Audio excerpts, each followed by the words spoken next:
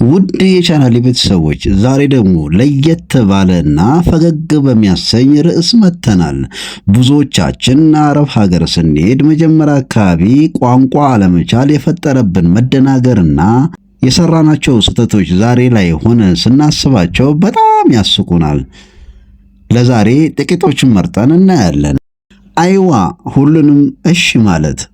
ብዙዎቻችን መጀመሪያ ስንሄድ የምናውቃት ቃል አይዋ ወይም እሺ አዎ የምትለዋ ብቻ ናት። ይሄ ደግሞ ለብዙ ጉድ ይዳርገናል። ማዳም አሰሪዋ ማለት ነው።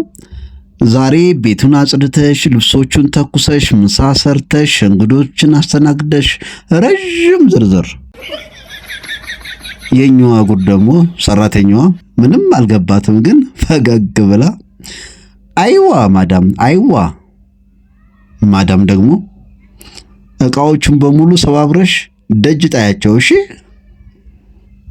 የኛዋ ጉድ አይዋ ማዳም ኢንሻአላህ።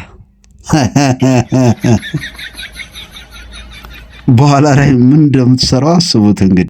ሌላኛው ደግሞ ሙሽኪላ፣ ይህም ችግር ነው። አንዳንዴ ደግሞ ቃላትን በማመሳሰል የምንሰራው ስህተት አለ።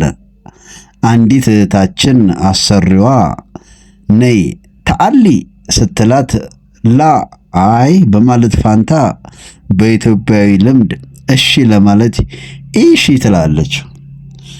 ማዳም ደግሞ ኢምሺ ሂጂ ጥፊ ያለቻት መስሏት ትቆጣለች።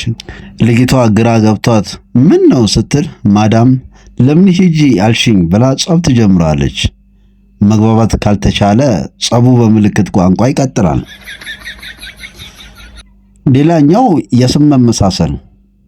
በጣም አስቂኙ ደግሞ በአማርኛ ቃላትና በአረብኛ ቃላት ትርጉማቸው ሲለያዩ።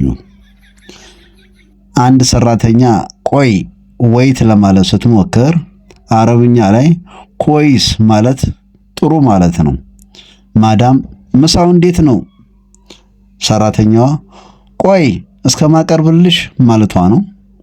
ማዳም አመሰግናለሁ፣ ጥሩ ከሆነማ አሁን እበላዋለሁ ብላ ገና ሳይቀርብ ትቀመጣለች።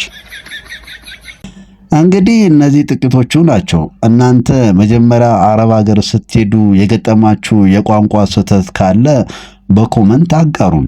ቪዲዮን ከወደዳችሁት ላይክ፣ ሰብስክራይብ ማድረጋችሁን እንዳትረሱ። በቀጣይ ቪዲዮ እስከምንገናኝ ቸር ሰንብቱ።